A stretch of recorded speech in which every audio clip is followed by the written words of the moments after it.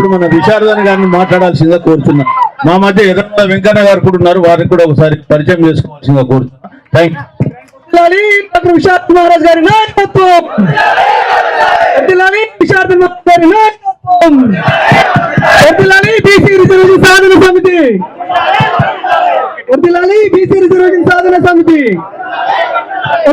బీసీల ఐక్యత, బీసీల ఐక్యత,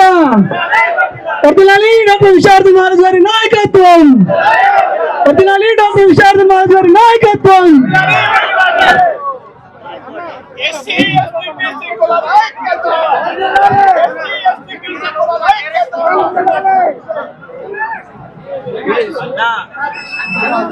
నలభై 42% బీసీ రిజర్వేషన్ల సాధన సమితి ఆధ్వర్యంలో జరుగుతున్న ఈ మహాధర్నా కార్యక్రమానికి సభాధ్యక్షత వహిస్తున్నటువంటి రిటైర్డ్ ఐఏఎస్ అధికారి, మన బీసీల బడుగు బలహీన వర్గాల మెగాస్టార్ చిరంజీవులు గారికి,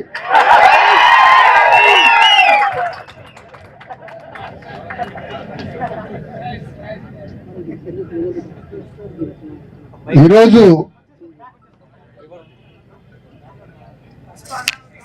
భారతదేశంలో ఉన్న ముఖ్యమంత్రులందరినీ కూర్చోబెట్టి, ప్రధానమంత్రి మోడీని కూడా కూర్చోబెట్టి చట్టాలు ఎట్లా తయారు చేయాలి అని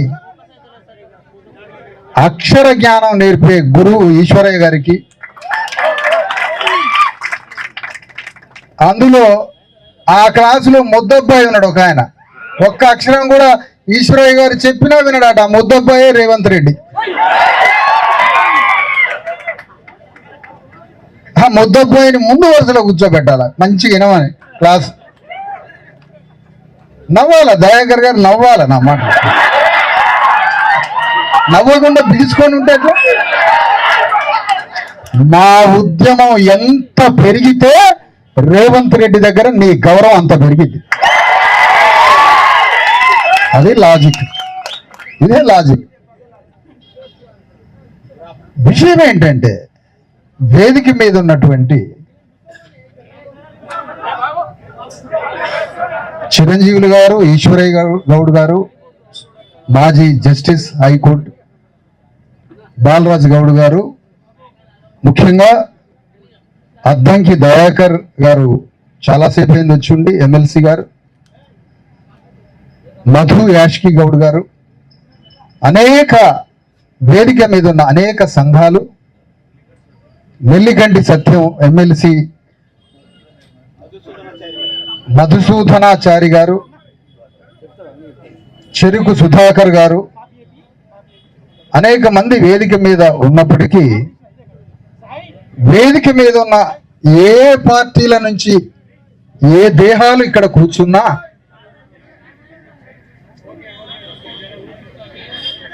అద్దంకి దయాకర్ గారి ఆత్మని, మధు యాష్కి గౌడ్ గారి ఆత్మని, మధుసూదనాచారి గారి ఆత్మని, నెల్లికంటి సత్యం గారి ఆత్మల్ని ముద్దాడటానికే మేము ఇక్కడికి వచ్చాం. మీ శరీరాలు, మీ దేహాలు తప్పుల తడకతో కూడిన పార్టీలలో ఉన్నా మీరు మా బంధువులు, మా చుట్టాలు. ఇక్కడ ఈ సభలో ఒక విషయం చెప్పాలి మీకు. 775 మంది బీసీ ఎస్సీ ఎస్టీ జేఏసీ ధర్మ సమాజ్ పార్టీ సైనికులు కూర్చొని ఉన్నారు ఇందులో. ఈ మాట ఎందుకు చెప్తున్నానంటే, సమాజాన్ని మార్చడానికి ఒక 2 వ్యక్తులు బయలుదేరారు పీడిత వర్గాల కోసం.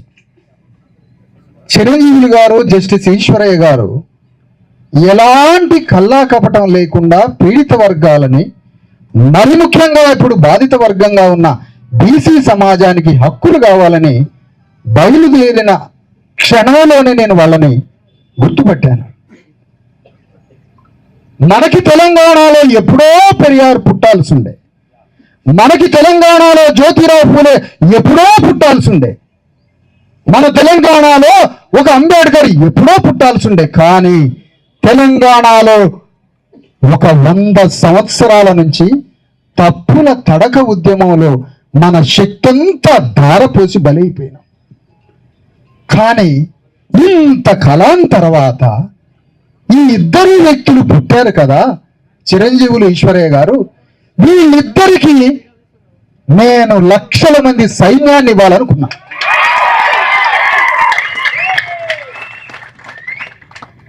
దశాబ్ద కాలంగా పనిచేస్తున్న సైన్యాన్ని వీళ్ళకి తోడు చేస్తే ఇవాళ బీసీల 42% కావచ్చు, రేపు ఎస్సీల 20% కావచ్చు, ఎస్టీలకి 10% కావచ్చు, పేద ముస్లింలు బీసీలకి 60% రిజర్వేషన్లు, మొత్తం 90% రిజర్వేషన్ల ప్రపంచంలోనే అతిపెద్ద ఉద్యమాన్ని తెలంగాణలో నడపొచ్చు అని ఈ సైన్యాన్ని వీళ్ళకి తోడు చేయాలి అని వాళ్ళిద్దరినీ కలిశాను.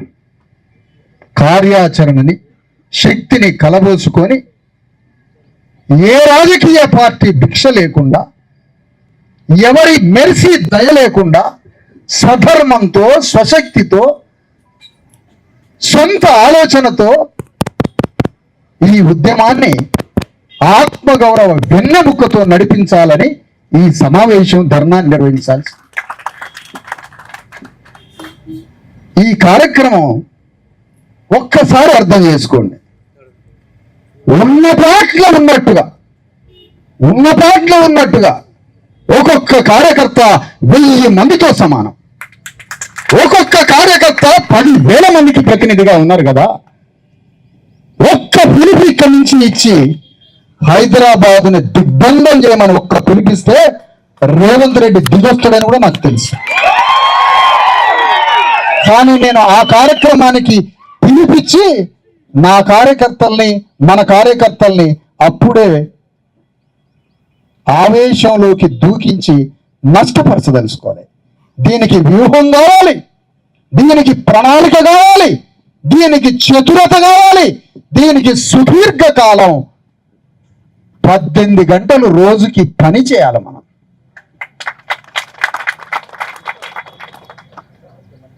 నేను పృథ్వీతోటి విఠల్తో మాట్లాడాను. ఎందుకు చెప్తున్నానండి ఈ మాటలు?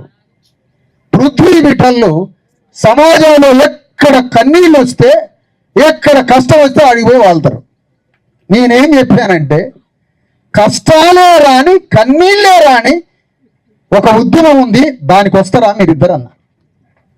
ఇక కష్టాలు కన్నీళ్లు రాని మన రాజ్యాన్ని, అధికారాన్ని సంపాదించి తెలంగాణ గడ్డని పరిపాలించడానికి మీరు ఆ ఉద్యమంలోకి వస్తే మన ప్రయాణం మొదలు పెడదామని తీసుకొచ్చాం.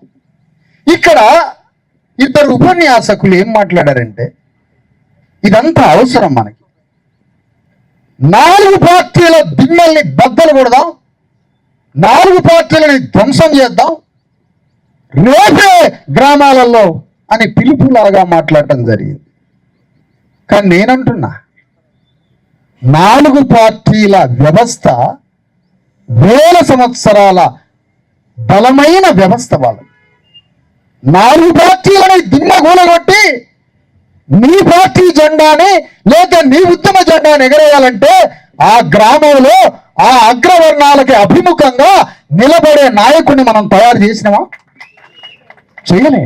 ఎవరి మీదకి ఉచ్చుకొలుపుదాం, ఎవరి మీదకి ఎగదొద్దాం?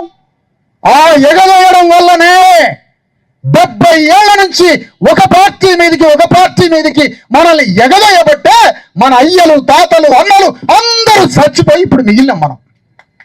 ఇది జరిగింది. పీపుల్స్ వార్ నుంచి బయటికి వచ్చి రాజ్యాంగం పట్టుకున్న మల్లోజుల ఇప్పటికీ క్షమాపణ చెప్పలే, నా వల్లనే వేలాది మంది చనిపోయారు అని.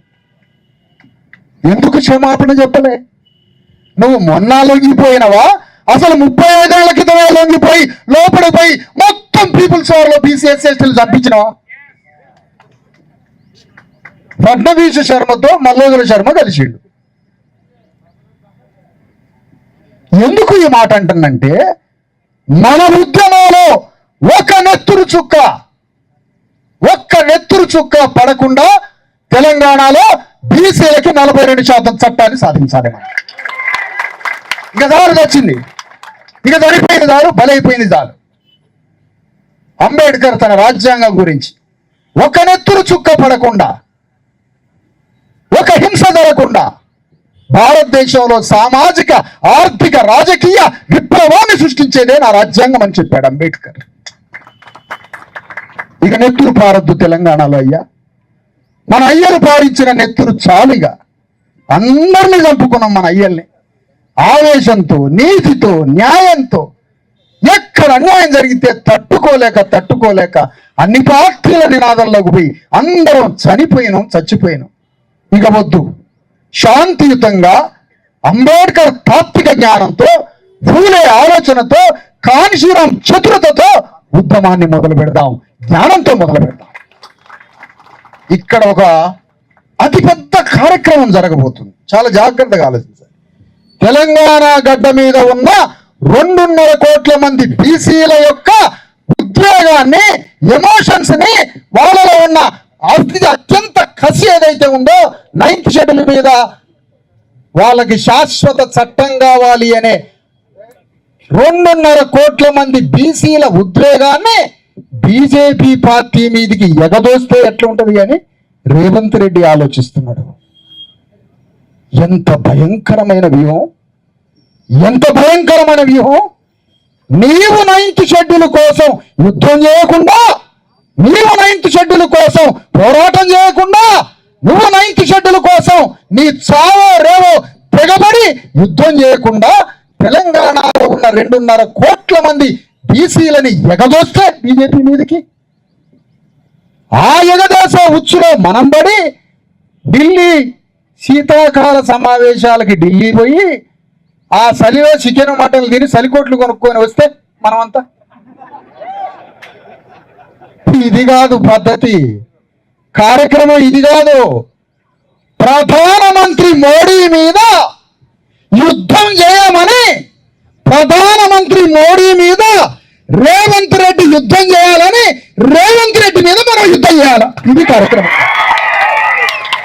ఇది వ్యూహం, ఇది ప్రణాళిక, ఇది వ్యవహారం. మనోళ్ళుగా చలికాలం రాగానే ఢిల్లీ పోవటం, పార్లమెంట్ ముందు జంతర్ మంతర్ ముందు 2 రోజులు ఆ ఎంపీలో హోటళ్లలో బిర్యానీలు పెట్టియటం, ఛార్జీలు ఇవ్వటం, ఫ్లైట్ టికెట్లు కొనియటం. శక్తి ఉన్నాడు ఫ్లైట్ పోతాడు, లేకపోతే ట్రైన్కి పోతాడు, లేకపోతే తెలంగాణ ఎక్స్ప్రెస్ లో బాత్రూంలో కడ కూర్చుంటూ పిచ్చి పెట్టినాడు మనోడు. అది కాదు, దీనికి శత్రువులు ఎవరు? ఎనిమిని డిక్లేర్ చేయకపోవడమే బానిసత్వం. బానిసత్వానికి స్వధర్మం తెలియదు, బానిసకి కళ్ళు కనపడవు, బానిసకి మనోనేత్రం తెలియదు. కాబట్టి మన బానిసలంతా శత్రువును గుర్తుపట్టట్లే, శత్రువు ఎవరో చూడట్లే.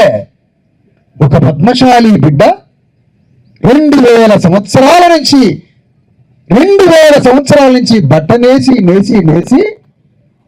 భూమి లేదు, తిండి లేదు, బట్ట నేసి అగ్రకులాలకి ఒప్పజెప్పే ఒక పద్మశాలిలకి ఇండస్ట్రియలైజేషన్ వచ్చిన తర్వాత బట్ట పోయినాక ఆ పద్మశాలి బిడ్డ వృత్తి చేసుకునే వృత్తి సర్వనాశనం అయిపోయి కాలిపోయింది.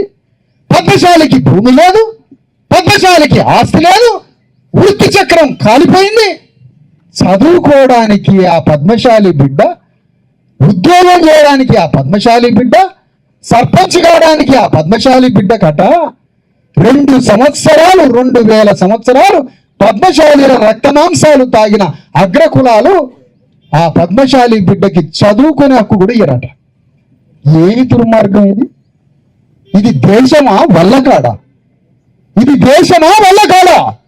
తెలంగాణ గడ్డ మీద 12,500 గ్రామాలని బీసీఎస్ ఎస్టీలు తమ రక్త మాంసాలని ధారపోసి 12,000 గ్రామాలని కట్టినాం, రక్తాన్ని ధారపోసినాం, కోట్ల ఎకరాల భూమిని పండించి పంటలు పండించినాం, ఫ్యాక్టరీలలో పనిచేసినాం, రోడ్లు వేసినాం, సర్వ సంపదలు సృష్టించి మీకోసం మరణిస్తుంటే మా బిడ్డల్ని చదివించే హక్కు 42% ఇవ్వనప్పుడు వీడిని మనిషి అంటాడా? ఎవడన్నా ముఖ్యమంత్రిని, ప్రధానమంత్రిని? మానవ పుట్టుకంటారా? అమెరికాలో 200 సంవత్సరాల క్రితం తెల్లవాళ్ళు అయ్యా మేము తప్పు చేసినాం అయ్యా ఇక నుంచి విద్యలో, ఉద్యోగాల్లో, రాజకీయంలో, సినిమా ఫీల్డ్లో, వ్యాపారంలో 40% రిజర్వేషన్లు, 40% వాటా నల్ల వాళ్ళకి ఇస్తామని క్షమాపణ చెప్పారు అక్కడ తెల్లవాళ్ళు. వాడిని మొక్కాలనా, వాడికి దండం పెట్టాలనా? ఏది మనం ఏమని మొక్కుదాం? ఒక అగ్రకులం పేరు చెప్పండి, ఒక పేరు చెప్పండి. ఏమని మొక్కాల? మొక్కడానికి ఎవరైనా ఉన్నారా? హృదయ పరివర్తన మనది. మన మనస్తత్వం ఒక హ్యాబిట్యుయేట్ మైండ్తో ఒక అలవాటు పడ్డది ఇక్కడ అగ్రకుల మనస్తత్వం. ట్రాన్స్ఫార్మ్కి వీలు కానీ, పరివర్తనకి వీలు కానీ భయంకరమైనటువంటి క్రూర హింస, దోపిడీలతో కూడిన, వివక్షతతో కూడిన స్వాభావిక లక్షణాలతో వేల సంవత్సరాలుగా ఒక్క భారతదేశంలోనే అగ్రకుల దోపిడీ సాగుతుంది. ప్రపంచమంతా మారుతుంది. ఎంత దుర్మార్గం! ఇంకా నా తల్లిని 9 నెలల నా బీసీ తల్లిని తీసుకుపోయి రావేమే చేలో నాటేయడానికి, పొలంలో నాటేయడానికి రావేమే? నీ దోషాన్ని మేము ఎప్పుడైనా ఏమి అన్నామో? ఒక్కసారైనా జరిగిందా? అప్పుడు ఎప్పుడూ జరగలే. ఎన్ని వేల సంవత్సరాలు మీ దగ్గర శ్రమ. అట్లా ఒక గౌడైన తాడి చెట్టు మీద ఒక గౌడ కార్యకర్తని నేను మొన్న ఇంటికి పిలిచి, ఆఫీసుకి పిలిచి, నాయన ఈ బీసీ ఎస్సీ ఎస్టీ జేఏసీ ఉద్యమంలో పనిచేయి నాయన, నిన్ను చూస్తుంటే తెలివిగా కనపడుతున్నావు, మంచిగా కనపడుతున్నావు, నువ్వు పనిచేయాలి హైదరాబాద్ వచ్చి అంటే తలకాయ ఉంచుకున్నాడు. గంట సేపు తలకాయ ఉంచుకున్నాడు. ఇంత మంచివాడు ఇట్లా రెస్పాండ్ అవుతుంది ఏంటి అని అడిగితే, ఏం లేదు నాన్న, మా నాన్న తాడి చెట్టు మీద పడి 6 సంవత్సరాల నుంచి 2 కాళ్ళు ఇరిగి మంచం మీద పడ్డాడు. పొద్దున లేస్తే రాత్రి దాకా ఆయనకి సేవ చేయాలి, నేను వచ్చి ఎట్లా ఉద్యమం చేయను అన్నాడు. వాడికి 42% రిజర్వేషన్ ఇయ్యదట రేవంత్ రెడ్డి ప్రధానమంత్రి. ఎన్ని కులాలని ఇట్లా, ఎన్ని కులాలు చచ్చిపోవాలా? ఆధునిక ఇండస్ట్రియలైజేషన్ వచ్చి కుల వృత్తులు ధ్వంసం అయిపోయాయి. భూమికి మాకు హక్కు లేకపోయాయి, పైసల మీద హక్కు లేకపోయాయి, భూమి లేదు, సంపద లేదు. ఇండస్ట్రీస్ వచ్చి వృత్తుల పైన చదువుకుందామంటే, ఉద్యోగం చేద్దామంటే 42% రిజర్వేషన్ ఇయ్యడటం. ఏమిటిదంతా? అందుకనే ఇక్కడ ప్రశ్నకి ఎక్కడ సమాధానం ఉందంటే, నీవు బాగుపడే, నీ విముక్తి కోసం తెలంగాణ ఉద్యమం వచ్చింది అనుకున్నావు. తెలంగాణ వస్తే నా సమస్త కన్నీళ్లు పోతాయి అనుకున్నావు, కానీ పోలే. ఎందుకో తెలుసా? తెలంగాణ ఉద్యమానికి మన విముక్తికి ఎటువంటి సంబంధం లేదు. తెలంగాణ రాష్ట్రానికి మన విముక్తికి ఎటువంటి సంబంధం లేదు. వాళ్ళు రాజ్యాన్ని తెచ్చుకోవడానికి తెలంగాణని సాధించి రాజ్యానికి వచ్చారు. వచ్చిన రాజ్యంలో ఈ రోజు మన ఓటా ఎందుకు లేదు? తెలంగాణ వచ్చినప్పుడు తెలంగాణ రాష్ట్ర సాధన పోరాటంలో సంపదలో మీకు మీ జనాభా ఎంతనో మీ జనాభాకి తగ్గట్టుగా మీకు వాటా ఇస్తామని తెలంగాణ ఉద్యమం ఎందుకు వాగ్దానం చేయలేదు అని అడుగుతున్నా. ఈ వాగ్దానం తెలియకుండా మీరు తెలంగాణ ఉద్యమంలో పాల్గొన్నావంటే నువ్వు బానిసలు కాదా? తెలంగాణలో ఎంత భూమి ఉందో అంత భూమిలో బీసీ ఎస్సీ ఎస్టీల జనాభాకి తగ్గట్టుగా భూమిని పంచుతామంటే మనకు వాగ్దానం ఉందా? లేదు. ఏ వాగ్దానం లేకపోయినా మాకు తెలంగాణ వస్తే చాలు అన్నావు, మాకు తెలంగాణ వస్తే చాలు అన్నావు. మరి నేను అంటున్నా, ఆ రోజు కాంగ్రెస్ పార్టీ మన్మోహన్ సింగ్, సోనియా గాంధీ, కేసీఆర్ని ఈ తెలంగాణ కోసం పోరాడా జానారెడ్డిని వాళ్ళిద్దరిని పిలిచి నేను తెలంగాణ ఇస్తే గానీ ఆ తెలంగాణ రాష్ట్రంలో వెలమారెడ్లు ఎప్పుడు నాయకత్వం వహించొద్దు అని సోనియా గాంధీ, మన్మోహన్ సింగ్ చెప్పినట్టయితే వీళ్ళిద్దరు తెలంగాణ ఒప్పుకునేటోళ్ళ? మరి నీకెందుకు తెలంగాణ? మరి నీకు రాజ్యం లేకపోయినా తెలంగాణ కావాలా, వారికి రాజ్యం లేకపోతే తెలంగాణ వద్దు. ఎంత మోసం, ఎంత మోసం, ఎంత మోసం. కాన్శీరామ్ వచ్చి నీకు రాజ్యాన్ని ఒప్పచెప్తా అంటే, కాన్శీరామ్ వచ్చి బీసీ ఎస్సీ ఎస్టీలకి రాజ్యాన్ని ఒప్పచెప్తా అంటే అందులో కోదండరామిరెడ్డి ఎందుకు పాల్గొన్నా? ఎందుకంటే రాజ్యం మనకొస్తుంది కాబట్టి. కాన్శీరామ్ వచ్చి బీసీ ఎస్సీ ఎస్టీలకి రాజ్యం అంటే కేసీఆర్ ఎందుకు పాల్గొన్నా? రాజ్యం మనకొస్తుంది కాబట్టి. దేశపతి శ్రీనివాస్ ఎందుకు పాల్గొన్నా? రాజ్యం మనకొస్తుంది కాబట్టి. మండల కమిషన్ ఉద్యమం నడిపిస్తే, మండల కమిషన్ ఉద్యమం వస్తే మన బ్రతుకులన్నీ మారతాయి. ఆ మండల కమిషన్ ఉద్యమంలో కిషన్ రెడ్డి ఎందుకు పాల్గొనలే, రేవంత్ రెడ్డి ఎందుకు పాల్గొనలే, కేసీఆర్ ఎందుకు పాల్గొనలే, ఇప్పుడు కనిపిస్తున్న తెలంగాణ ఉద్యమకారులు ఎవరు ఎందుకు పాల్గొనలే? ఎంత ఘోరం, ఎంత ఘోరం, ఎంత మోసం. స్వధర్మం తెలియవద్దు. పీపుల్స్ వారు మావోయిస్టు పార్టీ ఉన్నట జ్యోతిరావు ఫూలే పుస్తకం, అంబేద్కర్ పుస్తకం పట్టుకొని తిరిగిందట ఒక కార్యకర్త పీపుల్స్ వారిలో. వాడిని 6 ఏళ్ళు సస్పెండ్ చేసిందట. కులాలు తీయొద్దు, ఇక్కడ పీపుల్స్ వారి పార్టీలో కులాలు తీయొద్దు అన్నాడు. ఒకవేళ ఆ 2 పుస్తకాలు ఆ పీపుల్స్ వారిలో మావాడే చదువుకున్నట్టయితే ఆ పీపుల్స్ వారికి నిప్పు పెట్టి బయటకు వచ్చి జ్యోతిరావు ఫూలే అయ్యేటోడు. చూసారా? అందుకని ఇప్పుడు మనం ఏం చేయాలి? మన ధర్మం ఏంటి? మన స్వధర్మం ఏంటి? తెలంగాణ గడ్డ మీద మనం చేయాల్సిన పని ఏంటి?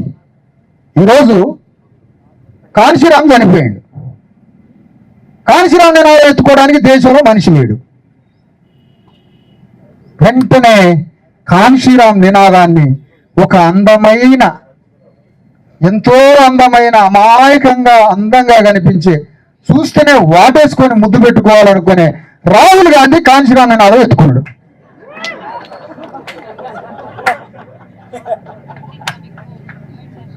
ఆ నినాదం ఎత్తుకొని ఆ నినాదంతో బీజేపీని పొడిచి చంపాలని తిరుగుతా ఉన్నాడు. కానీ ఆ కాంశీరామ్ కత్తిని ఎక్కడ వాడుతున్నాడు, ఎవరిని పొడుస్తున్నాడో ఇంతవరకు కనపడలేదు. కనపడకపోగా ఇప్పుడు ఆయనకి నచ్చినా మెచ్చినా, నచ్చకపోయినా నచ్చినా, మెచ్చినా, నచ్చకపోయినా నచ్చినా 100కి 4% లేని రేవంత్ రెడ్డిని ముఖ్యమంత్రి పీఠం మీద కూర్చోబెట్టి రాష్ట్ర ప్రభుత్వాన్ని రెడ్ల చేతులు పెట్టాడు రాహుల్ గాంధీ. నువ్వెట్లా భారత రాజ్యాంగ కులగణన ఆధారంగా పరిపాలించే వ్యక్తి నువ్వు ఎట్లయితావు? ఏ విధంగా అవుతావు? కులగణన అంటే ఏంటో తెలుసా? కులగణన అంటే ఏంటో తెలుసా?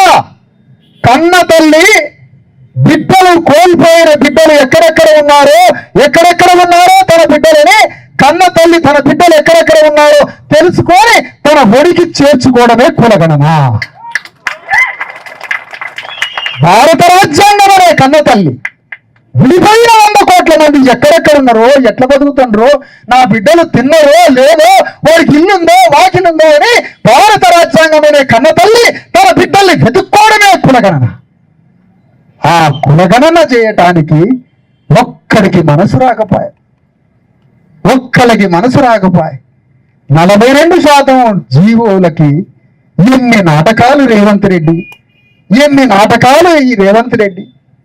గవర్నర్లు సభ్యత్వం ఇచ్చిరాడు రేవంత్ రెడ్డికి, యాదవులు సభ్యత్వం ఇచ్చిరాట, మాదివేలు సభ్యత్వం ఇచ్చిరాట. ఈ మాట మన కులాలలో పోయి అనండి, చెప్పు తీసుకొని కొడతారు మనం, మాకు ఈ కులం సభ్యత్వం ఉంది, ఆ కులంలో ఉంది. మరి ఆయనంటే మాత్రం ఎవరు అడగట్లే. ఏం మాట ఇది? ఎంత భయంకరమైనటువంటి మోసం జరుగుతున్న ఈ క్రమంలో 9వ షెడ్యూల్ కోసం ఈశ్వరయ్య గారు రాసిండు బిల్లు. డ్రాఫ్టింగ్ బిల్స్ రాసి చదువులేని ఆ ముద్దబ్బాయికి చెప్పిండు, కాగితం పంపిండు. నవ్వాలా? అందరు నవ్వాలి.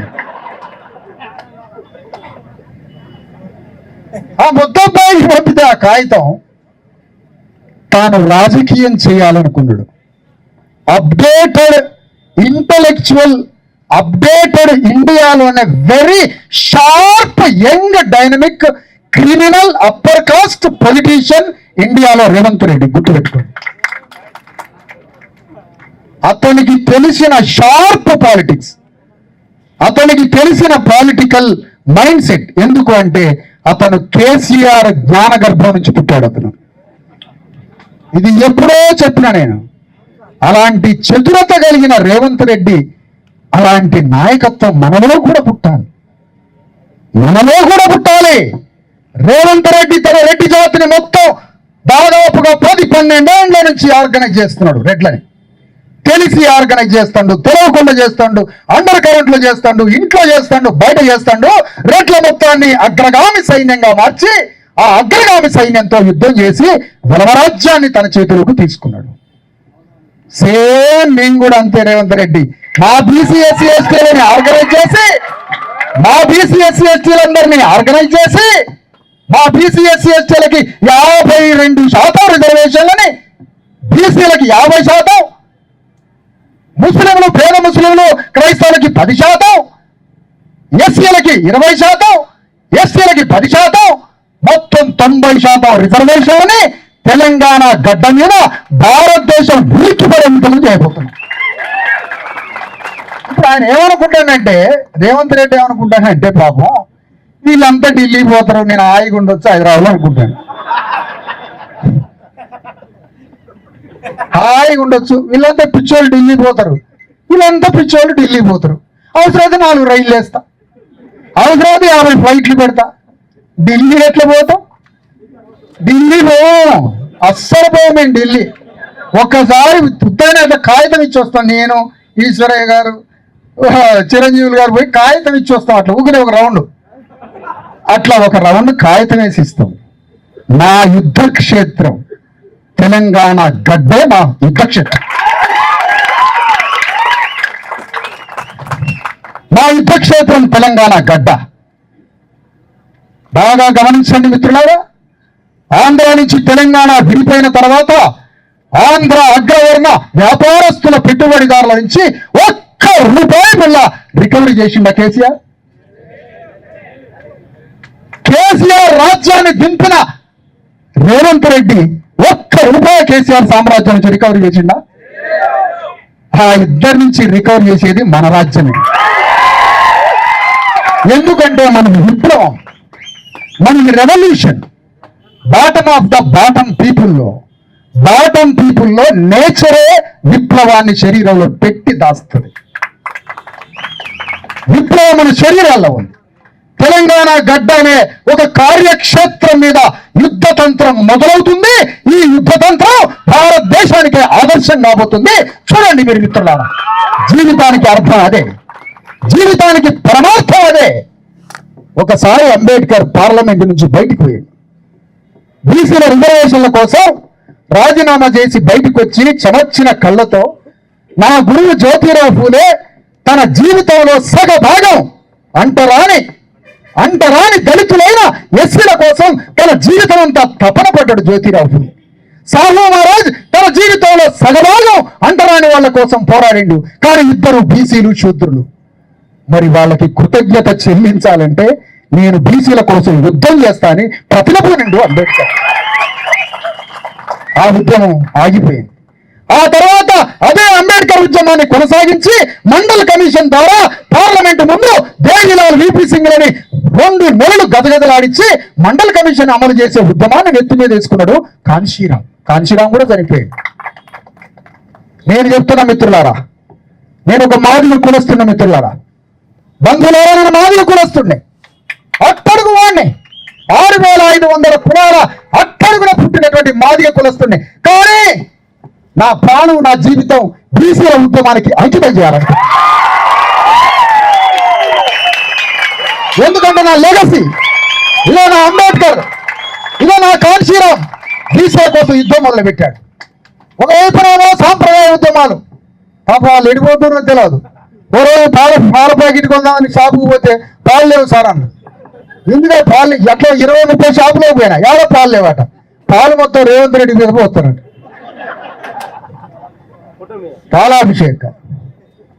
పాలాభిషేకాలు కాదు, విషాభిషేకం చేస్తాం మీ మీద. పాలామృతం ఎందుకు పోవాలి?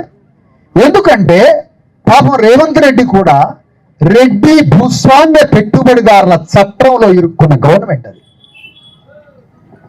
రెడ్ల కోసమే పుట్టినటువంటి రేవంత్ రెడ్డి తమ రెడ్డి రాజ్యాన్ని పునర్జీవింపజేసిండు.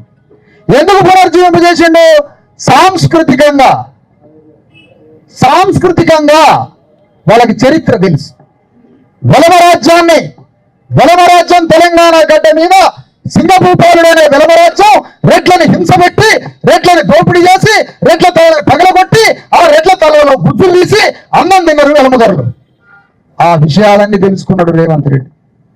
ఎట్లనేలా అట్లని అధికారంలోకి తీసుకురావాలని పగబట్టి ప్రతీకారం తెచ్చుకొని రాజ్యానికి వచ్చాడు. మరి మనకి సాంస్కృతిక చరిత్ర ఉంది కదా, మనకి సాంస్కృతిక వారసత్వం ఉందని జ్యోతిరావు పూలే చెప్పిండు కదా. శూద్రులైన ప్రతి బీసీ ఎస్సీ ఎస్టీలంతా ఒకనాడు భారతదేశాన్ని పరిపాలించిన మహారాజులు అని చెప్పిండు జ్యోతిరావు పూలే.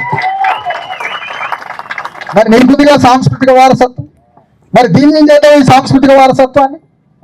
అందుకనే తెలంగాణ గడ్డ మీద మనం 12,500 గ్రామాలలో ఈరోజు బీసీ భావజాల వ్యాప్తి జరిగింది.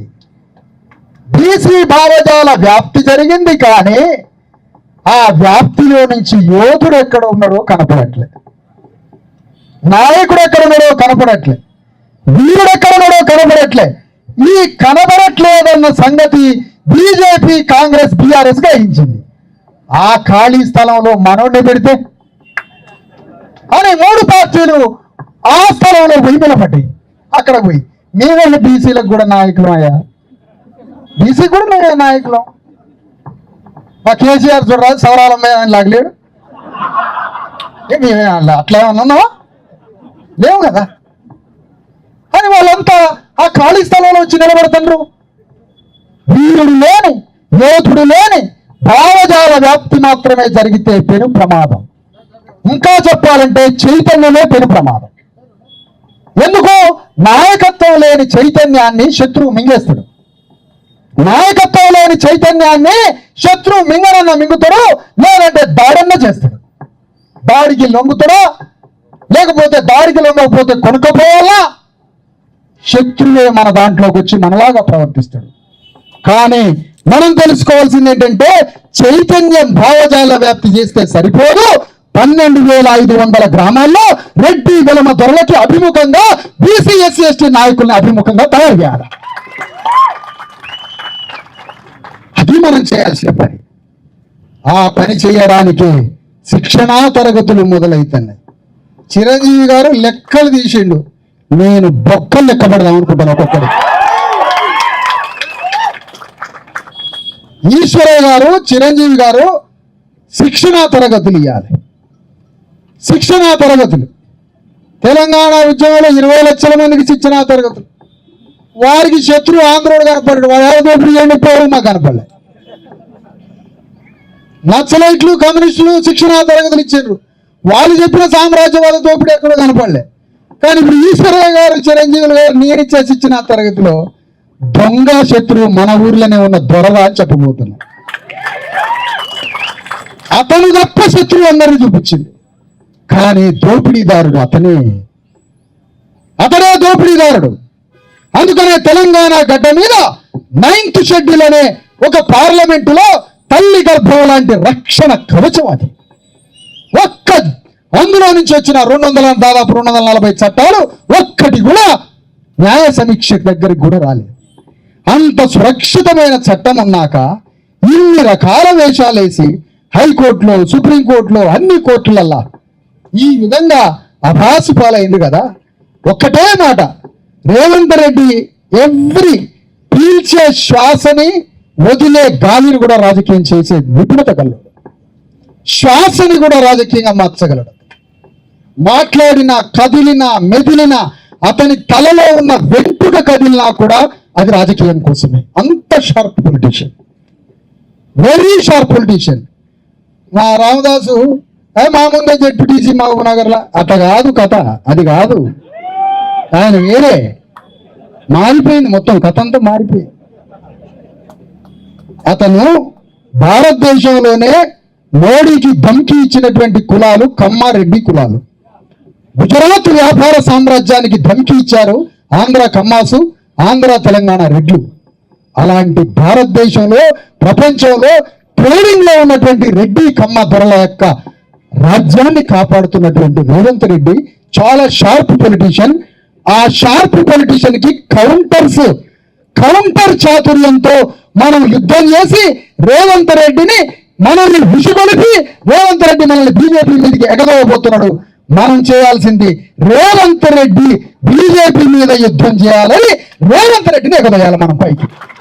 లేదంటే మనల్ని బీజేపీ మీద ఎగదోసి టిఆర్ఎస్ మనల్ని బీజేపీ మీద ఎగదోసి ఈ రెండు పార్టీలు మనల్ని బీజేపీ మీద ఎగదోస్తే ఆ బీజేపీ తుపాకులు పెట్టి మన మీద కాల్స్తుంది, కాల్పులు జరుపుతుంది. మా తెలంగాణ ఉద్యమం ఏంటి? అమరవీరులని ఉత్పత్తి చేసే కర్మాగారం అటు తెలంగాణ. అమరవీరులని ఉత్పత్తి చేసే కర్మాగారమే తెలంగాణ అట.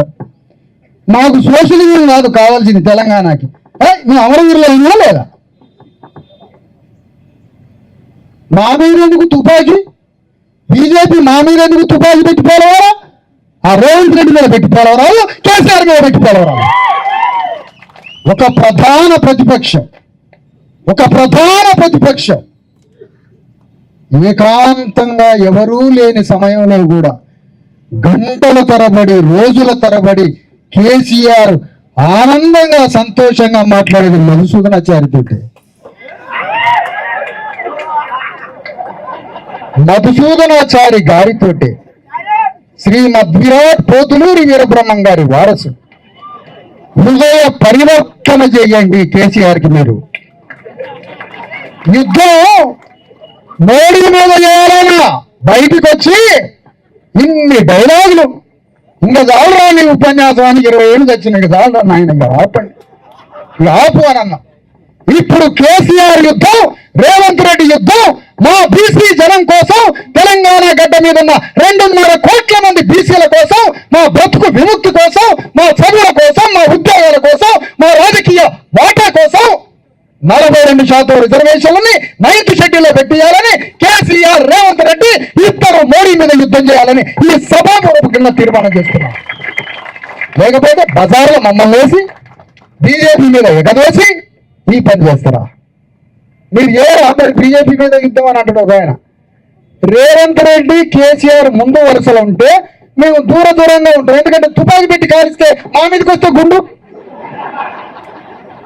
ఇన్నాళ్ళు మమ్మల్ని ముందు పెట్టారు, వాళ్ళు ఎవరైనా దూరంగా ఉన్నారు. ప్రతి బుల్లెట్ మాకే తగిలింది, ప్రతి లాఠీ చార్జ్ మాకే తగిలింది. మళ్ళీ మేము ఆ పేపర్లు వచ్చిన కాగితాలన్నీ దాచుకొని మా మీద కేసులు ఉన్నాయి, పోలీసు వాళ్ళు కొట్టారని చెప్పుకుంటాం. మనం ఏ ఊరు మమ్మల్ని పోలీసు వాళ్ళు కొట్టిర్రు, మా మీద మస్తు కేసులు ఉన్నాయి, మా మీద 150 కేసులు. మరి వీళ్ళని కొట్టరా పోలీసులు? వీళ్ళ మీద తుపాకీ పెట్టరా వీళ్ళ మీద? అందుకనే రెడ్డి వెలమదోడు అగ్రగామి సైన్యంగా నిలబడాలి. ఎందుకో? మీ రాజకీయాలను బ్రతికించినాం కాబట్టి, మీ రాజ్యాన్ని బ్రతికించిన బానిసలం కాబట్టి. మీకు స్నానం చేయటం కూడా రాదు, మీకు వంట చేయటం రాదు, మీ కొంపలో బట్టలు వేసుకోవడం రాదు, మీకు మానవత్వం తెలియదు, మీరు మాట్లాడే విధానం తెలియదు. ఎన్నికలు వచ్చాక, రాజ్యాంగం వచ్చాక ఈ భూస్వామి రెడ్డి వెలమదోళ్ళు నవ్వు ముఖం పెట్టారు. అప్పటిదాకా పులిలాగా మా వైపు చూసి మా అయ్యల్ని గజ లాడిచ్చేటట్టు లంజ కూడా కానీ చెప్పు తీసుకొని కొట్టిండ్రు మమ్మల్ని. మీరంతా అందరం మీ దగ్గర చాకిరీ చేసిన బానిసలమే మా అయ్యలు, మా తాతలు, మా అన్నలు. మీ అందరం మీ దగ్గర జీతాలు చేసిన వ్యక్తి మా తాతలు, మా ముత్తాతలు. వాళ్ళ ఆత్మల కోసం మీ యుద్ధం చేస్తాం, మా అయ్యల కోసం. ఇది 50% 42% కాడ ఆగేది కాదు. ఇది అగ్రకులాలు ఏమనుకుంటారంటే, వాళ్ళకున్న తెలివి మనం అర్థం చేసుకోవాలా.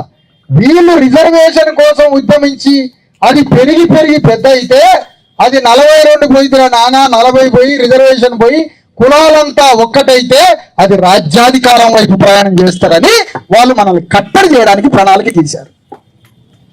అందుకనే ఇప్పుడు మీ అందరి మధ్యలో చెప్పేది ఏంటంటే, సాంప్రదాయ సంఘాలు తెలుసో తెలియకో ఎందుకో నువ్వు సంఘం పెట్టినావు, ఎట్లా పెట్టినావో ఎందుకు పెట్టినావో, స్కాలర్షిప్ సమాజ్ పార్టీ అదేదో తెలియదు మాకు. గీవోలు వద్దు మాకు, ఆ సంఘాలు కాదు మాకు. కళ్ళ ముందు భారతదేశంలో అన్ని రాష్ట్రాల్లో రాజ్యానికి వచ్చారు. మన తెలంగాణలో రాజ్యాధికారం అనేది కలగానే మిగిలిపోయింది. మాకు రాజ్యం వస్తే అదే ఎల్బీ స్టేడియంలో రేవంత్ రెడ్డి లాగా సంతకం పెట్టే అవకాశం వస్తే 2.5 కోట్ల మంది 3.5 కోట్ల మంది బీసీఎస్సీ ఎస్టీలకు భూమిని పంచేస్తాం. ఆ వైపుగా పోవాలంటే మొదటగా జరగాల్సినటువంటి వ్యూహంలో మొదటి అడుగు ఏంటంటే, ఫస్ట్ మనం వేయాల్సిన అడుగు ఏమిటి, మనం చేయాల్సిన పోరాటం ఏంటి? తెలంగాణ గడ్డ మీద భావజాల వ్యాప్తి, అది మీడియాలోనో మరొక మాటలోనో మరొక రూపంలోనో తెలంగాణ గడ్డ మొత్తం వ్యాప్తి జరుగుతూ ఉంది. వ్యాప్తితో పాటుగా సైనికులు తయారు చేయాలి. సైనికులు తయారు చేయాలంటే అవగాహన కావాలి. అవగాహన కావాలంటే సత్యాన్ని చెప్పాలి.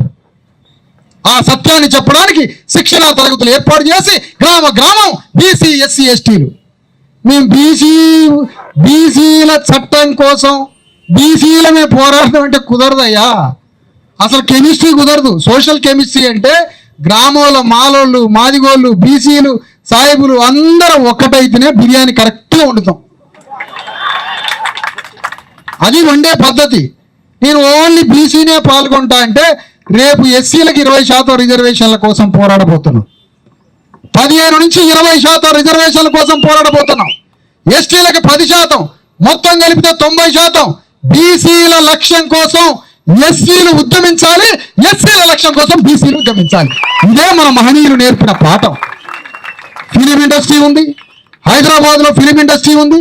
ఆ ఇండస్ట్రీకి అమాంతం దిల్లు లేని ఆయన్ని పెట్టిండు దానికి. దిల్లు లేని రాజుని పెట్టిండు దానికి. హృదయం లేదు ఆయనకి. ఎందుకు లేదు? ఆ యూసఫ్ కూడా సాయంత్రం కేఫ్ల కాడ చూస్తే బీసీ ఎస్సీ ఎస్టీలు పిచ్చోళ్ళు 4 కాగితాలు రాసుకొని తిరుగుతూ ఉంటారు డైరెక్టర్ అని. పాపం మనం ఎదురు పడితే ఏంద్రా నువ్వు డైరెక్టర్ అయినా అంటే నేను ఇప్పుడు కర్ణాటకలో ఫిలిం తీస్తున్నా అంటాడు. కర్ణాటకలో అడిగితే నేను తెలంగాణలో ఫిలిం తీస్తున్నా అంటాడు. పాపం వాడు చాయదాడని పైసలు. ఎందుకు? మనం బీసీ ఎస్సీ ఎస్టీల ఉద్యమం రేపు తెలంగాణ గడ్డ మీద ఫిలిం ఇండస్ట్రీలో మా వాటా ఎంత, సినిమా పరిశ్రమలో మా వాటా ఎంత, ప్రేక్షకులను కోట్ల మంది ప్రేక్షకులకు మేము ఒక్కొక్క సినిమాలో ఒక్క బీసీ ఎస్సీ ఎస్టీ కూడా అవకాశం ఎందుకు ఇవ్వట్లేదురా మీరు? ఎందుకు ఇవ్వట్లే? TV9 ఇంత వాదం వస్తుంది. TV9, TV5 మొత్తం మీడియా సంస్థలు ఈటీవీ అని కదా మేము కనపడం. ఒక్క టీవీ కూడా మా భావజాల వ్యాప్తిని ఎందుకు ప్రచారం చేయట్లే? మేము ఒక్క నిర్ణయం, ఒక ప్రొడ్యూసర్ ఇప్పుడు సినిమా తీస్తున్నాడు 100 కోట్లు పెట్టి, మేము సినిమా చూడము తెలంగాణ బీసీ ఎస్సీ ఎస్టీలని ఒక్క నిర్ణయం తీసుకుంటే నిర్మాత పాయింట్ ఇప్పుడు దానికి ఉరి పెట్టుకొని సావాలవాడు. మొత్తం మీడియా రంగంలో ఇక నుంచి చెప్తున్నా, మీడియాలో 90% 90% న్యూస్ మా వర్గాల న్యూస్ మీరు మీడియాలో చదవాలి, రాయాలి. మీడియాలో మా న్యూసే. మీడియాతో పాటుగా వ్యాపారాల్లో, కాంట్రాక్టుల్లో, సమస్తంలో జీవోలకు సంబంధం లేకుండా రేవంత్ రెడ్డికి బిల్లుంటే సమస్తం డిస్ట్రిబ్యూట్ చేయొచ్చు వితౌట్ జీవో. తెలుసా? న్యాయమూర్తులు లేరు, ఎమ్మెల్యేలు లేరు, కార్పొరేషన్ చైర్మన్లు లేరు. ఎవరు సప్పుడు కాకుండా చల్లగా అందరం ఒక ఉద్యమంలో ఉంటే ఎటన్నా ఇప్పుడు చల్లగా ఎక్కడ దాక్కొని మన పనిలో మనం దసరాకో గిసరాకో 4-5 ఇంటప్పుడు తాగి కూర్చున్నా అప్పుడు కోదండరావు రెడ్డిని విద్యాశాఖ మంత్రి చేస్తారట.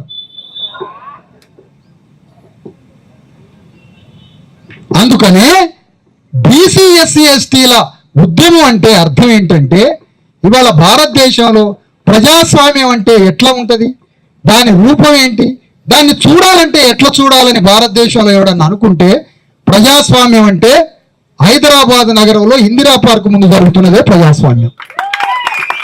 ఇది ప్రజాస్వామ్యం.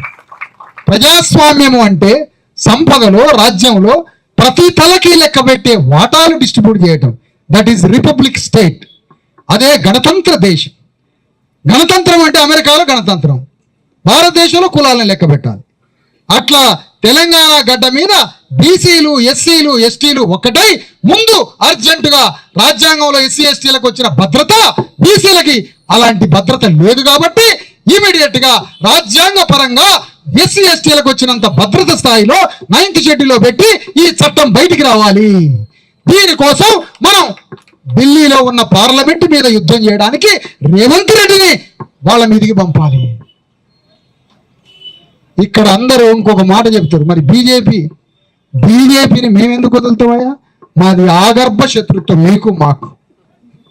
వారసత్వ ఎనిమి అన్నాడు డాక్టర్ అంబేద్కర్. మా ప్రజలకి యాన్సిస్టర్ ఎనిమి ఉన్నాడు అన్నాడు. నాకు 4 రోజులకి కూడా అర్థం కాలే ఆ పదం. ఇంగ్లీష్లో కోవిదుడైన మధుసూదనాచారి గారు చెప్పాలి, యాన్సిస్టర్ ఎనిమి. బీసీ ఎస్సీ ఎస్టీలకి వారసత్వ శత్రువు ఉన్నాడట. ఆ వారసత్వ శత్రువే బీజేపీ పార్టీ. ఆ వారసత్వ శత్రువు అనే పార్టీతోటి మనం యుద్ధం చేయాలి. అలాంటి యుద్ధం చేయడానికి ఎంతో తెలివిగా బీజేపీని బీఆర్ఎస్ ని దాని మీదకి యుద్ధానికి పంపుతూ మనం కూడా బీజేపీ మీద యుద్ధం చేయాలి. వాళ్ళని పంపాలి, మనము యుద్ధం చేయాలి. 3 పార్టీలని బొందబెట్టే ఒక మహాకార్యాన్ని తెలంగాణ గడ్డ మీద 12,500 గ్రామాల్లో మనం నిర్మాణం చేసి అభిముఖంగా నాయకులను తయారు చేసి ఆ నాయకులు తయారు చేసి భావజాల వ్యాప్తి చేసి తెలంగాణ మొత్తం రాష్ట్రం అంతా ఒక బస్సు రథం వేసుకొని తిరగబోతున్నాం. రేపు రథం జిల్లాలకు వస్తుంది. రథం మీ జిల్లాల దొరేవుడు మన బతుకేంటి, వ్యవహారం ఏంది, మనవుడికి ఎట్లా అన్యాయం చేసిండో ఇవన్నీ చెప్తాం మేము. చిరంజీవి గారి పుస్తకంలో ఎమ్మెల్యేలు ఎంత, అది ఒక్కటే కాదు, ఈ దొంగలు 100 సంవత్సరాల నుంచి ఎట్లా మోసం చేస్తున్నారో గ్రామాల లెక్కలు బొక్కలు బయట తీయాల్సిన అవసరం ఉంది. దానికోసం బయలుదేరబోతున్నాం. మరి చిరంజీవి గారు కూడా తప్పు చేస్తాడా? మరి ఈశ్వరయ్య గారు కూడా లొంగిపోతాడా? మరి విశారదను కూడా లొంగిపోతాడా? అంటే నేను ఒకటే చెప్తున్నా, మీరు వచ్చేటప్పుడు ఎప్పుడైనా ఇక కడుపుల గొడ్డళ్ళు కొడవళ్ళు పట్టుకొని రాండి. మేము ఎక్కడైనా లొంగిపోతే మమ్మల్ని నరికి సంపండి. ముగ్గురిని మా తలకాయలు కోసి, మా ముగ్గురు తలకాయలు కోసి, ఈశ్వరయ్య గారిది నాది చిరంజీవి ముగ్గురు తలకాయలు గొడ్డలు పెట్టి నరికి మీ దర్వాజలకు కట్టుకోమని చెప్తున్నా ఈ సందర్భంగా. ఎందుకంటే తెలంగాణ గడ్డ మీద మనకి జరిగిన అన్యాయం ప్రపంచంలో ఎక్కడా జరగలే. 7 సముద్రాలు కాదు, 8వ సముద్రం ఉంది. అదే బీసీ ఎస్సీ ఎస్టీల దుఃఖం అనే కన్నీరు. అంత పెద్ద సముద్రం ఉంది. దీనికి అన్యాయం చేసిందంటే వాడు మనిషి అనరు, వాడిని మనిషి పుట్టుక అనరు, వాడిని మనిషి పుట్టుక అనరు. ఆ చైతన్యం, ప్రశ్నించే చైతన్యం, అన్యాయం జరిగితే అడిగే చైతన్యం, తప్పు చేస్తే వాడి శిరస్సును నరికే చైతన్యం ప్రజలకు ఉన్నప్పుడు తప్పు చేసేవాడు కూడా తప్పు చెయ్యడు. అది పరివర్తన. ఆ చైతన్యం కలిగి ఉండాలని కోరుతాం. తెలంగాణ రాష్ట్రంలో భావజాల వ్యాప్తి కోసం మీడియా ద్వారా ఒకవైపు అదే సమయంలో గ్రామాల్లో రథం వేసుకొని మొత్తం జిల్లాలో యాత్ర జరుగుతూ ఉంటుంది. మరొక వైపు శిక్షణ తరగతులు జరుగుతూ ఉంటాయి. నవంబర్ 1వ తారీఖున వారు చెప్పినట్టుగా మరొకసారి స్పష్టత ఇస్తున్న తెలంగాణ గడ్డ మీద మొత్తం కలెక్టర్లకి 9th షెడ్యూల్లో ఈ చట్టం పెట్టవాలని ఒక విజ్ఞాపన పత్రం మీకు వస్తుంది. అది కలెక్టర్లకి ఇవ్వండి, మరుసటి రోజు ఎంఆర్ఓలకి ఇవ్వండి. కలెక్టర్కి విజ్ఞాపన పత్రం ఇచ్చిన, చీఫ్ సెక్రటరీకి విజ్ఞాపన పత్రం ఇచ్చిన, ఎంఆర్ఓలకి విజ్ఞాపన పత్రం ఇచ్చిన, గ్రామ కార్యదర్శులకు విజ్ఞాపన పత్రం ఇచ్చిన, అప్పటికి వినలేదు. 1 కోటి ఉత్తరాలు ముఖ్యమంత్రికి రాద్దాం అయ్యా 9th షెడ్యూల్లో పెట్టమని. 1 కోటి ఉత్తరాలతో కూడా నువ్వు ఆ పని చేయవని మాకు తెలుసు. ఎంఆర్ఓకి ఉత్తరం ఇచ్చినా చేయవు, కలెక్టర్కి ఇచ్చినా చేయవు. మా ఉత్తరాలు రాష్ట్రపతికి కూడా రాస్తాం. ఇవన్నీ అయిపోయిన తర్వాత ఎంఆర్ఓకి విజ్ఞాపన పత్రాలు, కలెక్టర్కి విజ్ఞాపన పత్రాలు ఇవన్నీ ఇచ్చిన తర్వాత అప్పటికి వినకపోతే రోడ్ల మీద ధర్నాల తర్వాత రిలే నిరాహార దీక్షల తర్వాత ఆమరణ నిరాహార దీక్షలు తర్వాత తెలంగాణ మొత్తం రోజుల తరబడి బంద్ కార్యక్రమం జరుగుతుంది. ఇన్ని కార్యక్రమాలు చేయాలట మా బిడ్డలు చదువుకోవాలంటే, ఇన్ని కార్యక్రమాలు చేయాలట మాకు ఉద్యోగాలు రావాలంటే, ఇన్ని కార్యక్రమాలు చేయాలట మాకు భూమిలో భాగం రావాలంటే, ఎందుకు? మాకు రాజ్యం రావాలంటే ఎందుకు? మీరు మా మీద దయదలవరాట. ఒక సాకలి తల్లి 2000 సంవత్సరాలు రెడ్డి కొంపలకి వెలమ కొంపలకి బట్టలు తికినా మీ ముసలోడు సొంత తండ్రి సొంత అయ్య పచ్చవాతం వస్తే మనసులో పడేస్తే వాడు పోయి అమెరికాలో ఉంటాడు, రెడ్డి గారు హైదరాబాద్లో ఉంటాడు. వాడు చచ్చిపోయిన దాకా సాకలి తల్లి సేవ చేయాలి, వాడు ఈపి గడగటం. ఆమె కొడుక్కి చదివిచ్చే అవకాశం ఇవ్వడట రేవంత్ రెడ్డి. ఆమె కొడుక్కి ఉద్యోగం వచ్చే అవకాశం ఇవ్వడట. మిత్రులారా, స్థానిక సంస్థల ఎన్నికల్లోనే ఇరుక్కపోయారు మీరంతా. స్థానిక సంస్థల ఎన్నికల్లోనే ఇరుక్కపోయారు. స్థానిక సంస్థల ఎన్నికలు కాదు, విద్యా ఉద్యోగ స్థానిక సంస్థల 3 బిల్లులకి సంబంధించిన చట్టం 9th షెడ్యూల్లో పెట్టించే యుద్ధం ఇది. జరిగే యుద్ధం ఇది. 9th షెడ్యూల్లో ఇది పెట్టించాలి. రేపట కాంగ్రెస్ పార్టీ మేమే ఇస్తాం మీకు 42% పార్టీ ఇస్తుందట. పార్టీ మీ బతుకు తెలియదా? అంబేద్కర్నే ఓడించిన దుర్మార్గమైన పార్టీ మీది. మమ్మల్ని బతకనిస్తారు. మమ్మల్ని బతకనిస్తారు. అంబేద్కర్ రాజ్యాంగ పరిషత్తులో చైర్మన్ గా అయితే అంబేద్కర్ రాజ్యాంగం రాస్తే ఆ రాజ్యాంగం రాసిన అంబేద్కర్ ఎన్నికల్లో పోటీ చేయాలని రాజ్యాంగ పరిషత్తులో పోటీ చేస్తే రాజ్యాంగం రాసే అర్హత ఉంటుంది. ఆ రాజ్యాంగం రాయడానికి పోవాలంటే ఎన్నికల్లో పాల్గొనాలి. ఆ ఎన్నికల్లో పోటీ చేస్తే ఇదే గాంధీ, నెహ్రూ మొత్తం నాయకులు పోయి అంబేద్కర్కి ఓటేస్తే రాజ్యాంగం రాసే అర్హత ఉంటుంది. అంబేద్కర్ రాజ్యాంగం రాస్తే మనకు బట్టగా సాకలైన చదువుకోవాలని రాత్రట. మరి చెప్పండి అయ్యా, మంగళవాళ్ళట ఉద్యోగాలు చేస్తారట, అది రాస్తారట అంబేద్కర్ రాజ్యాంగంలో. బీసీ ఎస్సీ ఎస్టీలట రాజ్యానికి రావాలట, రాజులు అవుతారట, అది రాస్తున్నాడు రాజ్యాంగంలో అంబేద్కర్ అని అగ్రకులాలకు చెప్పి అంబేద్కర్ ఓడగొట్టించిన చరిత్ర కాంగ్రెస్ది. నువ్వు 42% మాకిచ్చి బీసీ ఎస్సీ ఎస్టీలు పాల్గొంటే, అప్పుడు ఎన్నికల్లో పాల్గొంటే రేవంత్ రెడ్డి కేసీఆర్కి ఫోన్ చేసి ఆడ మొత్తం రెడ్లను పెట్టాడు. కిషన్ రెడ్డి, రేవంత్ రెడ్డి, కేసీఆర్ ముగ్గురు టెలికాన్ఫరెన్స్ లో పాల్గొని అరే 42% ఏడైతే ఇచ్చిండ్రో ఆడ మొత్తం రెడ్లను పెట్టి ఓడగొట్టండి, వెలమూలను పెట్టినాడు. 1.5 ఎకరం 1.5 ఎకరం మాకు కొద్దిగా సొక్కాలు గిక్కాలు వేసుకొని గడ్డాలు పెంచి ఇట్లా దార్కాలా తిరుగుతాం. బీసీ ఎస్సీ ఎస్టీలో 1.5 ఎకరం అమ్ముకుంటాం, తిందాం రావే తాగుదాం రావే అనుకుంటాం. ఇది కుట్ర. వద్దు, పార్టీ ఇచ్చేది వద్దు. అద్దంకి దయాకర్ రేవంత్ రెడ్డి ఇంటి నుంచి నేరుగా వచ్చింది కదా, ఇక్కడి నుంచి నేరుగా రేవంత్ రెడ్డి ఇంటికి పోయి ఇక్కడ జరిగింది చెప్పు. ఇక్కడ ఏం జరిగిందో చెప్పు, ఈడ ఏం మాట్లాడుతున్నారో చెప్పు. నేను తప్పుగా భావించట్లే, దౌత్యవేత్తగా పో, అంబాసిడర్గా పో. నువ్వు మాకు కావాల్సినవాడు, రేవంత్ రెడ్డికి కావాల్సినవాడు. నువ్వు మామూలు పాత్ర కాదు నీది. రాహుల్ గాంధీ హృదయాన్ని సరిచేసే బాధ్యత మధు యాష్కి గౌడ్ గారు తీసుకుంటాడు, అది వేరే విషయం. ఆయనకి సమాజం అంటే ఎట్లనో చూపియాలి, రోడ్ల పక్కన అట్లేసేది ఎట్లా వేస్తారో చూపియాలి, చెప్పులు కుట్టే ఆయన ఎట్లా కుడతాడో చెప్పాలి. ఇవన్నీ మధు యాష్కి గౌడ్ గారు చూసుకుంటాడు, సమాజంలో ఎట్లా చెప్పాలి. ఎందుకంటే ఆయన క్షత్రియులు బిడ్డ కాబట్టి శూద్రుల బతికెట్లనో మధు యాష్కి గారు అడిగి పోయి చెప్తాడు. కేసీఆర్ గారిని హృదయాన్ని పరివర్తన చేసి ఒక్క బీసీ అన్న తిరగబడ్డరా వరంగల్లో.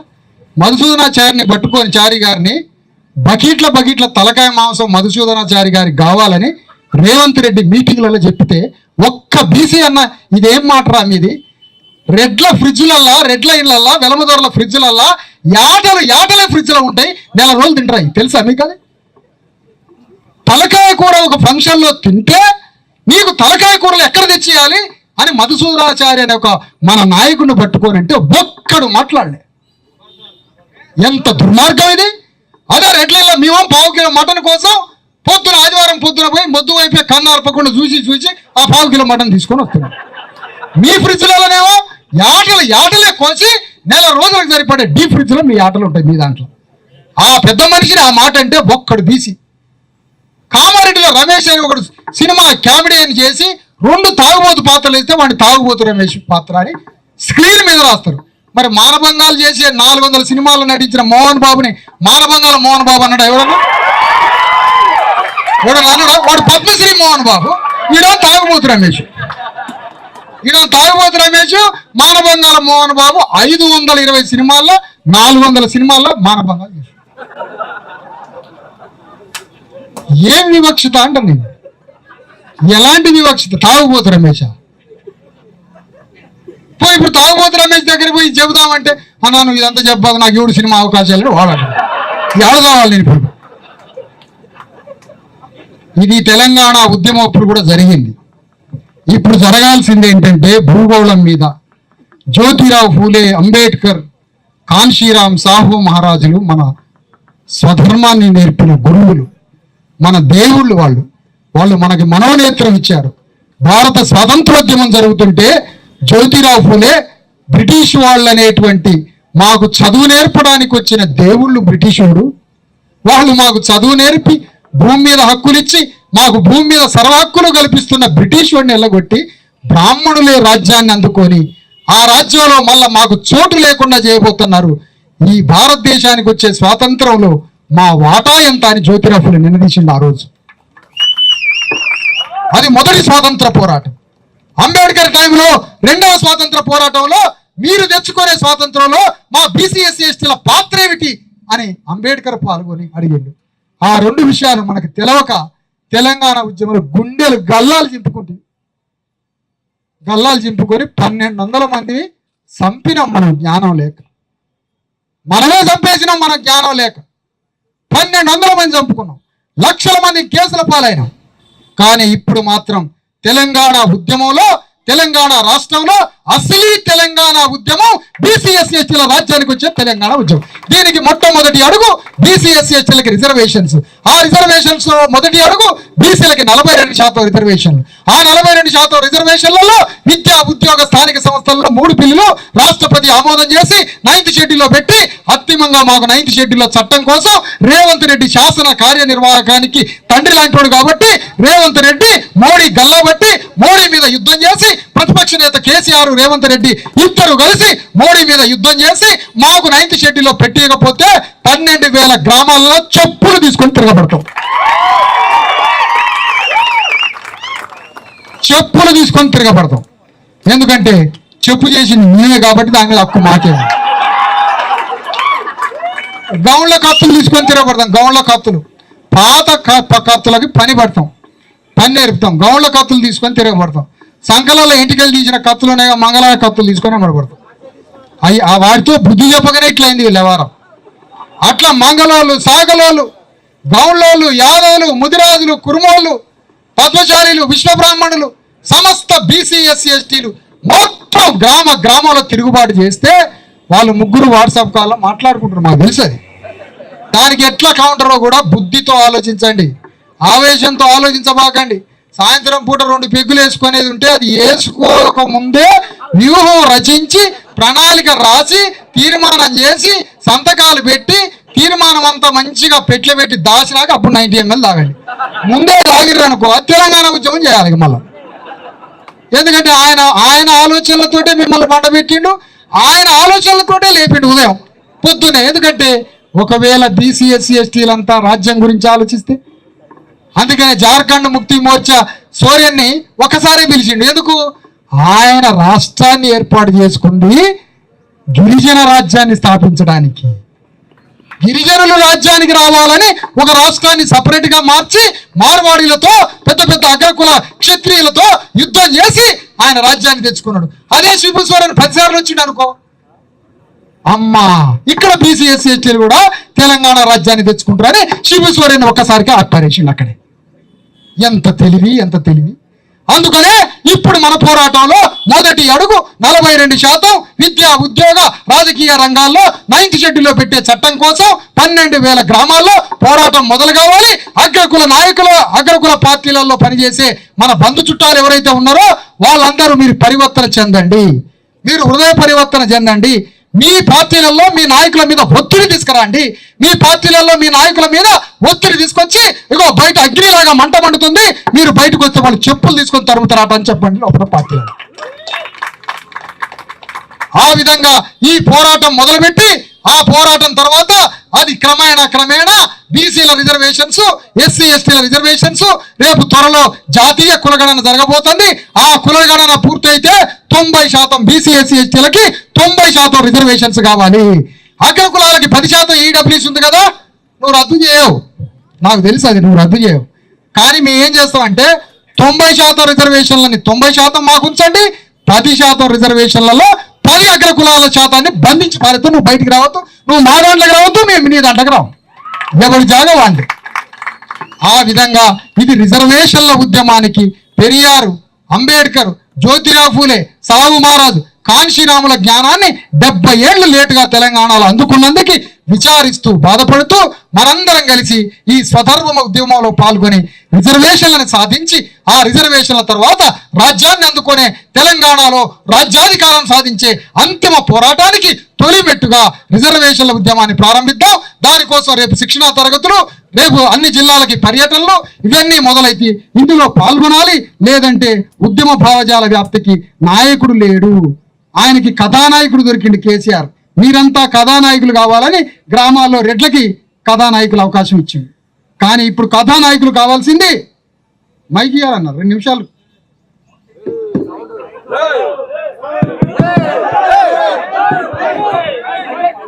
కథానాయకుడు ఆ రోజు కథానాయకులు కావాలన్నాడు, గ్రామానికి కథానాయకుడు కావాలన్నాడు కేసీఆర్.